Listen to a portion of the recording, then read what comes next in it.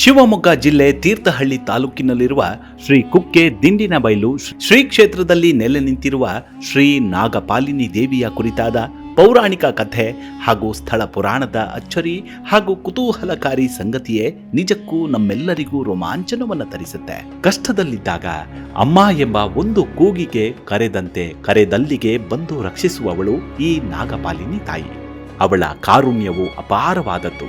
ಕ್ಷೇತ್ರದ ಗರ್ಭಗುಡಿಯಲ್ಲಿ ಪ್ರತಿನಿತ್ಯವೂ 10 ನಾಗರ ಹಾವುಗಳು ಹರಿದಾಡುವುದೇ ಈ ಕ್ಷೇತ್ರದ ನಿಗೂಢತೆಯನ್ನ ತಿಳಿಸುತ್ತೆ. ಶ್ರಾವಣ ಮಾಸದ ಪೂರ್ಣಿಮೆಯಂದು ಶ್ರೀ ನಾಗಪಾಲಿನಿ ಅಮ್ಮನವರಿಗೆ ಶ್ರೀನಿವಾಸನ ಅಲಂಕಾರವನ್ನೇ ಮಾಡಲಾಗತ್ತೆ. ನಿಜಕ್ಕೂ ಈ ಕ್ಷೇತ್ರದ ಮಹಿಮೆಯನ್ನ ತಿಳಿದರಂತೂ ಒಮ್ಮೆಯಾದ್ರೂ ಈ ದಿವ್ಯಾಲಯಕ್ಕೆ ಭೇಟಿ ನೀಡಲೇಬೇಕೆಂದೆನಿಸುತ್ತೆ.